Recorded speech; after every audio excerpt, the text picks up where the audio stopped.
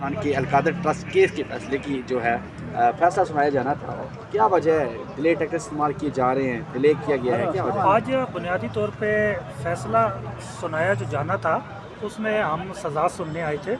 بریت کی تو ہمیں کوئی توقع نہیں ہے اور نہ اس سے پہلے کبھی اس طرح میرٹ کے اوپر ٹرائل کورٹ سے ہمارے ہاتھ میں فیصلے آئے. تو بنیادی طور پہ ہم آج سزا سننے کے لیے آئے تھے، لیکن آج یہاں آ کے معلوم ہوا ہے کہ فیصلہ اب 6 جنوری کو سنایا جائے گا. اس کیس کے اندر 35 گواہ ریکارڈ کیے گئے ہیں. کہیں بھی کسی بھی نقطے کے اوپر یہ نہیں ثابت کیا جا سکا پروسیکیوشن کی جانب سے کہ عمران خان نے کوئی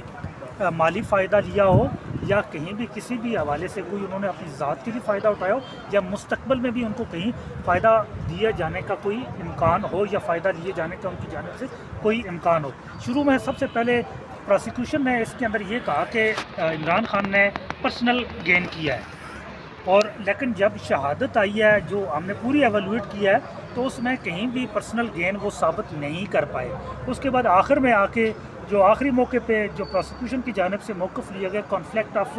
انٹرسٹ کا، لیکن وہ بھی چونکہ ثابت نہیں کر پائی. یہ کہیں بھی ایسا نہیں ہو سکا چونکہ عمران خان نے کوئی ذاتی فائدہ لیا نہیں، اپنی ذات کے لیے فائدہ کہیں سے لیا نہیں ہے یا ان کو مستقبل میں بھی کہیں فائدہ پہنچنے کا امکان نہیں ہے. تو کانفلکٹ آف انٹرسٹ کا بھی اور پرسنل گین یہ کہیں بھی یہ چیزیں ثابت نہیں ہو پائی ہیں. اور دوسری بات کہ یہ بنیادی طور پہ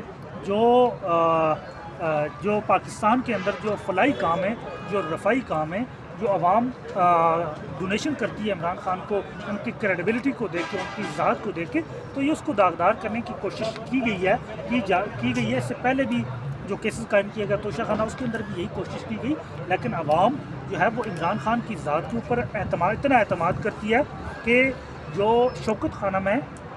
اور جو ایک نہیں بلکہ تیسرا شوکت خانم اس وقت زیر تعمیر ہے. اور آپ کی معلومات کے لیے میں بتاؤں کہ اس کا جو شوکت خانم کا جو خسارہ ہوتا ہے وہ 9 ارب روپیہ ہے، اور وہ عوام اپنے ڈونیشن سے پورا کرتے ہیں. عمران خان کی ذات کے اوپر اعتماد کی وجہ سے وہ پورا ہوتا ہے، ورنہ 9 ارب روپیہ بہت بڑی ایک رقم ہوتی ہے جس کو پورا کرنے کے لیے اکثر حکومتوں کو بھی جو ہے ان کے وسائل بھی کم پڑ جایا کرتے ہیں، لیکن وہ عوام اس کریڈیبلٹی کی بنیاد پہ اس خسارے کو بھی پورا کرتی ہے. شوکت خانم کے 3 ہاسپٹل ہیں، تیسرا زیر تعمیر اور پھر نمل یونیورسٹی ہے. تو بنیادی طور پہ یہ اس کو ٹارگٹ کرنے کی ایک کوشش کی گئی ہے، لیکن عوام اس کے اوپر بھی یقین نہیں رکھتے. اور اس کے علاوہ اس کیس کے اندر جو کچھ پہلے بیانیے بنائے گئے کہ اس کے اندر جو ڈونیشن دی گئی ملک ریاض کی جانب سے،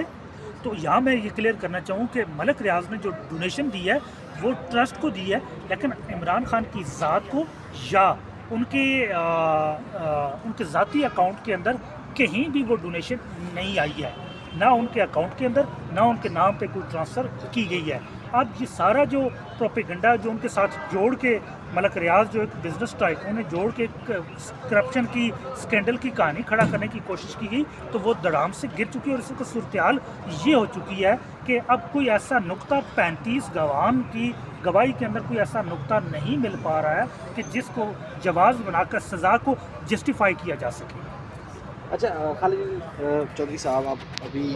ایسا نہیں آیا، اس سے پہلے آپ تقریباً ہم نے ہمارے دیکھنے والوں کو یہ بتا چکے ہیں کہ ہم دراصل سزا سننے آئے تھے. تو وجہ کیا ہے، کیا فیکٹ ہے اتنا جو ہمارے نظام انصاف ہے اتنا کمزور کیوں ہو چکا ہے کہ آپ ایک وکیل ہیں، ویسے ایک لائر، آپ جب اعتماد کھو چکے ہیں تو ہم عام شہری کو بالکل ہمیں دل ہی نہیں کرتا ہوگا ہمارا کہ ہم لوگ اعتبار کریں. تو کیا لگتا ہے، کیا فیکٹ ہے کہ ہمارے عدالتوں سے یہ جو اعتبار ہے، جو نظام انصاف کا ہے، اعتبار کھو چکی ہے تک ہماری جوڈیشری؟ دیکھیں، میں اسلام آباد کے اندر 8 سال سے بطور وکیل ہائی کورٹ پریکٹس کر رہا ہوں. میں نے سینکڑوں کیسز یہاں اور راولپنڈی ہائی کورٹ کے اندر کیے ہیں اور میں پیش ہوا ہوں اور فیصلے اس کے اندر آتے رہے. عمومی طور پہ جہاں جتنے بھی کیسز تھے، جس کیس کے اندر میں نے جی بھر کے جان لگا کے محنت کی اور پوری ایمانداری سے جتنے میں نے کیسز لڑے، ان کے اوپر فیصلے میرٹ پہ آئے ہیں. اب جو کیس کے اندر میرٹ ہوتا تھا اسی کی بنیاد پہ وہ فیصلے آتے رہے ہیں. میں نے ہمیشہ یہی دیکھا اپنے 8 سال کے جو میرا بطور وکیل کیریئر ہے اس کے اندر ہمیشہ فیصلے وکیل کی محنت اور فائل کے اندر موجود جو ایویڈنس ہوتی ہے اور جو شواہد ہوتی ہیں اس کی بنیاد پہ ہیں. لیکن عمران خان کی ذات کی حد تک میں نے جب بھی دیکھا وہ جج ہمایوں دلاور نے جو توشہ خانہ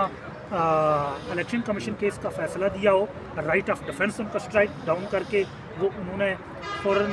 گرفتار کرنے کا فیصلہ سنایا اور 30 منٹ کے اندر 35 صفحے کی ججمنٹ لکھ کے سنا دی، جو ایک بڑی حیران کن امر تھا، کیونکہ ایک صفحہ کو لکھنے کے لیے بھی کم از کم 5 منٹ چاہیے ہوتے ہیں، لیکن انہوں نے 30 منٹ کے اندر 35 صفحے لکھ کے فیصلہ سنایا۔ اس کے بعد سائفر کیس تھا، اس کے اندر بھی ہم نے دیکھا کہ عمران خان کا جو ان کا موقف تھا، جو ان کا حق جرہ تھا، وہ ان سے چھین لیا گیا اور سرکاری وکلاء کو بطور وکیل صفائی مقرر کر کے وہ فیصلہ سنایا گیا اور سزا سنائی گئی۔ اس کے بعد جو توشہ خانہ کیس تھا، اس میں عمران خان کا جو رائٹ آف ڈیفنس تھا وہ دیا ہی نہیں گیا اور وہاں بھی حق جو جرہ ہے وہ چھین کے سزا وہاں سنائی گئی اور عدم موجودگی کے اندر سنائی گئی۔ اور اسی طرح نکاح کیس کے اندر بھی میرٹ سے ہٹ کے جو فیصلہ سنایا گیا۔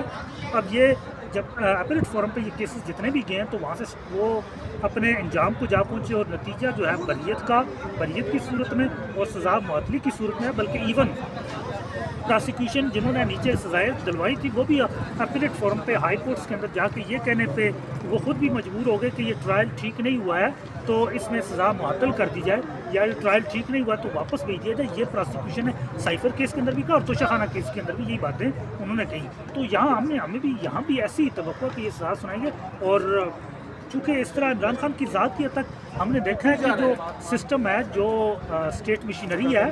وہ ان کی حد تک اس حد تک ہوسٹائل ہے کہ ان کا جو بنیادی حق کا رائٹ آف فیئر ٹرائل ہے وہ بھی ان کو اس سے پہلے نہیں دیا گیا۔ تو اس لیے ہم یہی توقع کرتے ہیں کہ یہی یہاں سزا سننے کے لیے آئے تھے اور سزا سنائی جائے گی، اور آج ہم حیران ہیں کہ آج ہمیں یہاں سزا سنائی کیوں نہیں دی ہے۔ بہت شکریہ سر۔